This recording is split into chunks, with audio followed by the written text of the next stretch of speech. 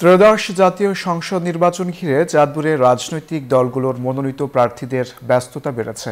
ভোটারদের আকর্ষণে উঠান বৈঠক, জনসভা সহ পথসভা করে সময় কাটছে তাদের।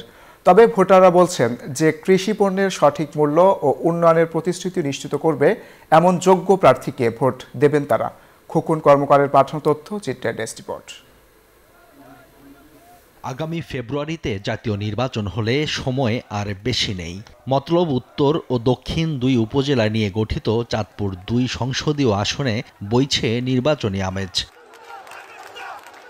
কৃষি নির্ভর আসনটিতে বিএনপি থেকে মনোনয়ন পেয়ে প্রচারণা চালাচ্ছেন ডক্টর জালাল উদ্দিন, জামায়াতের ডাক্তার আব্দুল মবিন, ইসলামী আন্দোলনের মুফতি মানসুর আহমেদ শাকি এবং এনসিপির ইশরাত জাহান বিন্দু।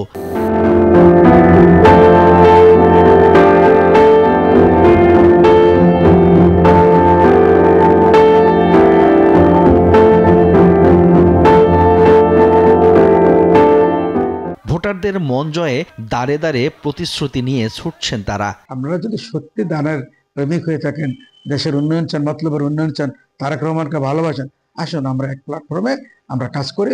সাধারণ মানুষের মধ্যে তাদের চাওয়া পাওয়াটা পুনর্বিবেচনা করে আমি বিশ্বাস করি যে দলীয় মনোনয়ন পুনর্বিবেচনা করা হবে। আমরা চাই মতলবের মানুষ একেবারে শান্তিমত তাদের নেতাকে নির্বাচিত করুক, যাতে কোনো রকমের সন্ত্রাস সৃষ্টি না হয়, মাসুলমানের প্রদর্শন না হয়।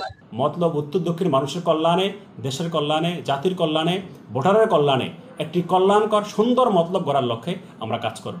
তবে যে প্রার্থী কৃষি উন্নয়ন, মাদক, সন্ত্রাস, চাঁদাবাজি দূর করবে, কর্মসংস্থানের ব্যবস্থা করবে, গরিব ও অসহায় মানুষের পাশে দাঁড়াবে, শ্রেণী বৈষম্য দূর করবে, এমন সৎ, যোগ্য ও শিক্ষিত প্রার্থীকে মূল্যবান ভোট দিয়ে প্রতিনিধি করতে চায় ভোটাররা। আমাদের ন্যায্যমূল যারা ন্যায্য উচিত দাম দেব তারই আমরা সরকার নির্বাচিত করব। কৃষকের দিকে লক্ষ্য রাখবো, তাকেই আমরা ভোট দেব।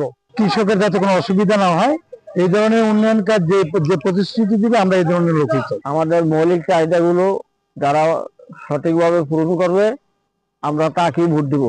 উন্নয়নের প্রতিশ্রুতির পাশাপাশি মেঘনা ধনাগোদা সেচ প্রকল্পের আওতায় কৃষি উন্নয়নে সক্ষমতার উপর ভোটারদের হিসেব নিকেশ নির্ভর করবে বলে মনে করেন বিশ্লেষকরা। জনগণের স্বার্থ রক্ষা হয় এবং জনসম্পৃক্ততা থাকবে, সে ধরনের প্রার্থী জনগণ আশা করে আমি মনে করি। ২ উপজেলার মোট জনসংখ্যা ৫,০৩,০০৭ জন। এর মাঝে ভোটার ৩,৯৪,৫০৬ জন। Desk report, news 24।